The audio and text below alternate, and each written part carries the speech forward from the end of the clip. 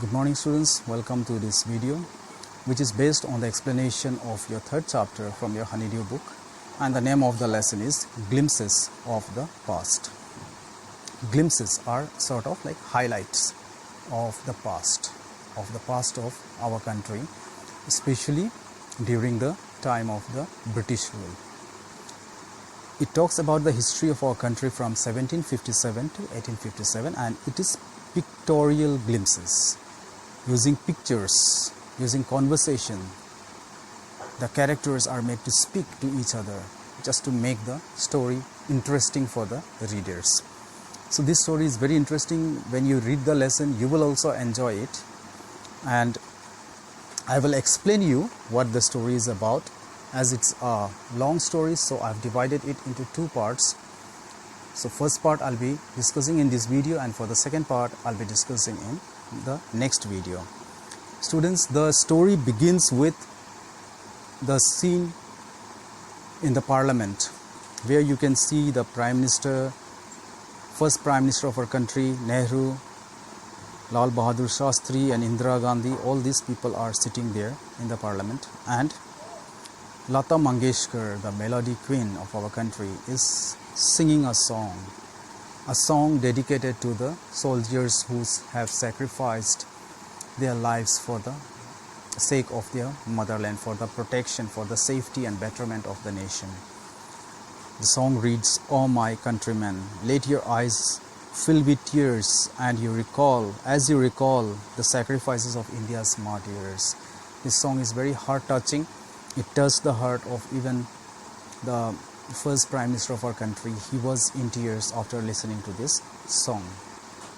So the story starts with that scene, and then from the next page it goes back to the history. It takes us back to the history that is from 1757 to 1849, when the East India Company, a business company of England, came to our country with the purpose of doing business and making a good profit in the country. That was their main intention when they came.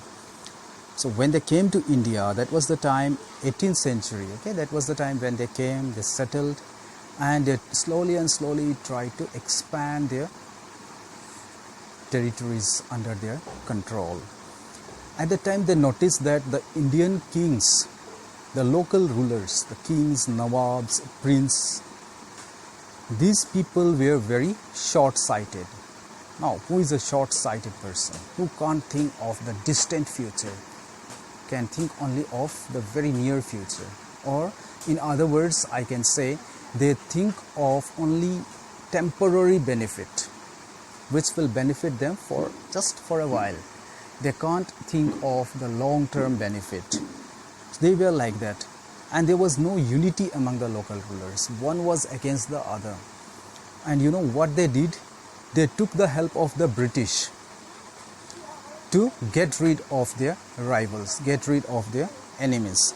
And the British willingly they helped those people, and in that way the kings started getting rid of their enemies, and the British started getting more influence in the administration of those kings.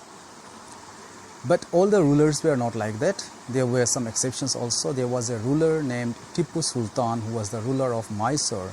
He was a far-sighted ruler, far-sighted. He was thinking of the long-term future, long-term benefit. And he understood what was the real intention of the East India Company. He fought against them very bravely. You will read in history chapter of your, one of the history chapters, you will read that. More about him. He fought very bravely till his last breath. He fought against the British to protect his capital city, and he died fighting like that. Then there were people, as I told you, not only the rulers, even some of the people were short-sighted. They were happy that the atmosphere was peaceful. People were scared of the British. When the influence of the British grew more in the country, there were no incidents of thefts. People stopped doing all those illegal activities. No one was cheating the other person. So people started appreciating the British. They thought that God had sent these people to help them out. But there were again some people who realized the problem, who understood what was the actual intention of the Britishers. And those people, they started talking among themselves that at least those kings who ruled us, they may not be so good, but they were at least our people. They belonged to this land. And now what has happened? The foreigners have dethroned us, means taken away even our throne. Now they are ruling us. We have become a slave to those foreigners. That is what they were discussing among themselves. Then from the year 1765 to 1836, students, that was the time when our country was living in the dark. Why I'm saying they were living in the dark? Because people were not that much educated, people were very backward, and they believed in many superstitious practices. Superstitious practices means just people say it is like that and everyone believes that. There is no proof that it happens like that, but just because someone said, they have a trust on that person who said, and they just believe that. So that they were living in the age of superstitions. The religious leaders were very influential. They can easily influence the people. They used to preach some wrong practices, like such as child marriage, untouchability, means people should not touch those who belong to the so-called lower castes. They were treated as untouchables. Children, boys and girls, were married at a very early age in their childhood. So these sort of practices. Then some of them were preaching that we should not cross the sea during this lifetime. Anyone who does that will lose his religion. Then some preachers were preaching that all the sorrows and miseries in this life is only due to women. So they were preaching all those sort of things. And slowly, Indian people lost their self-respect in front of the British. The British had no faith in them. They said that the Indian people were unworthy of trust. They could not be trusted. They could not be regarded honest. And there were some people who thought of their personal benefits, who were the puppets of the British people. Whatever the British said, they did for their personal benefit.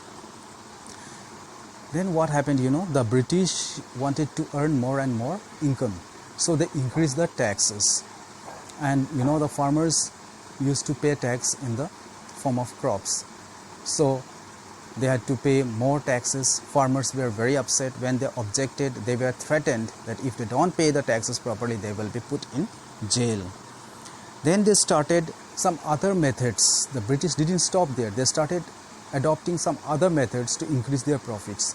They wanted the ready-made goods, the ready-made things that were made in England to come in the Indian market without any taxes, so that they can earn maximum profit from that. And this step of the British completely destroyed the Indian industries. And those people who were dependent on the Indian industries, like the craftspeople, the weavers, the artisans, it was very difficult for them even to survive. Then we'll read about 1772 to 1833. Raja Rammohun Roy, a very learned man, a scholar from Bengal, he was able to understand what was wrong with the country, what was going wrong with the country. And he encouraged the people. He told them that, see, we should not let down ourselves like that. Our tradition and culture has been great, and we are capable of making greater achievements. But the first thing is that we have to reform our society. We have to bring positive changes in our society. We have to give up some practices that are wrong, that are stopping us from going ahead. He gave an example of cows to his wife. He said that cows are of different colors, but the color of the milk is the same. So like the different religions, different teachers may have different opinions, but the origin of every religion is the same. Raja Rammohun Roy was very different. He was very much attracted by science and modern knowledge. And he said knowledge should be practical and scientific, not based on superstitious beliefs. he went against some of the superstitious practices. He crossed the seas, went to England to see what made those people more superior and powerful than us. And he told them that we accept you as our rulers. At the same time, you should also accept us as your subjects. Means the people who belong to the ruler are his subjects. And he reminded them about the responsibility which a ruler has towards his people. So this is what I'm going to discuss in this video. For the rest part, I'll make another video. Now think of some answers to the following questions. What was the condition of the Indian rulers when the East India Company came to India? Next one is, why were some of the people happy after the East India Company came to the country? What sort of knowledge did the religious leaders preach the people during those times? What happened to the Indian people in the eyes of the Britishers? What happened to their self-respect? What sort of methods did the East India Company apply to get maximum profit? What was Raja Rammohun Roy's way of thinking? How was he different from the other people? What did he do after going to England? So these are some of the questions. You can think of the answers to these questions, and you can also write these answers and send me in the comments. Thank you for watching this video.